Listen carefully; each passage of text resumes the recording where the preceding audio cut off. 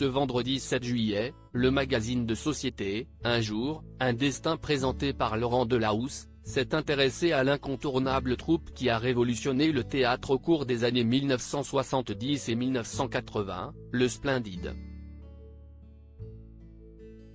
Si on vous dit Christian Clavier, Gérard Jugnot, Thierry Lhermitte, Michel Blanc, Josiane Balasco, Marianne Chazelle et Bruno Moineau, à quoi pensez-vous?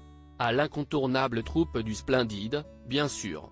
C'est en 1974 que ces jeunes comédiens en herbe se sont réunis autour de la même intention, renouveler le théâtre comique. Et le pari a été remporté haut la main.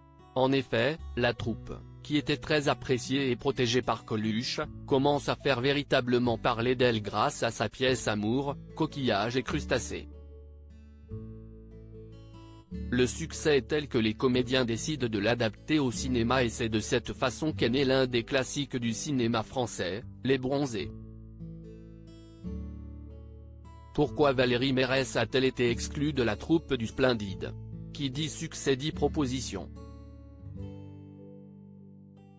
En effet, chacun des membres du Splendide a progressivement construit sa carrière professionnelle de son côté, tout en se consacrant à l'avenir de la troupe.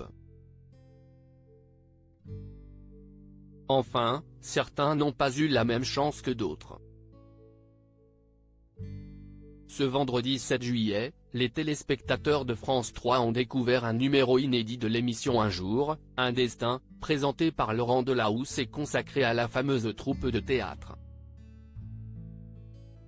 Et c'est de cette manière que les téléspectateurs ont appris que la comédienne Valérie Mérès a été exclue du groupe. Agnès Varda m'a présenté le scénario de son film L'une chante, l'autre pas. Au début, je lui ai dit, non, je ne peux pas faire de cinéma parce qu'on n'a pas fini les travaux d'un théâtre qu'on est en train de faire, et, après, on doit jouer une pièce, s'est remémorée la comédienne. Tout de même intriguée par la proposition de la réalisatrice, Valérie Mérès prend connaissance du scénario et demande à sa camarade Josiane Balasco de la remplacer au sein de la troupe, sans se douter que cette décision serait irréversible. J'ai demandé à Josiane de me remplacer pendant que je tournais le film. Seulement, je suis une fille, et on ne me dit pas de revenir après, mais plutôt, si tu pars, tu ne reviens pas, a-t-elle confié. Valérie Mérès à la porte, Josiane Balasco sous les projecteurs comme l'a indiqué la comédienne, c'est sa camarade Josiane Balasco qui l'a remplacée au sein de la troupe. Et c'est ainsi que la jeune femme s'est vue proposer de racheter les parts de son ami parti faire du cinéma. Mais à cette époque, cette idée n'intéressait guère la comédienne, contrairement à son compagnon de l'époque, Bruno Moineau. J'ai racheté les parts de Valérie Mérès. Au départ, j'étais dans la société, mais pas Josiane. Mais après on a réussi à l'entraîner avec nous, a confié l'acteur. Article écrit avec la collaboration de 6 médias.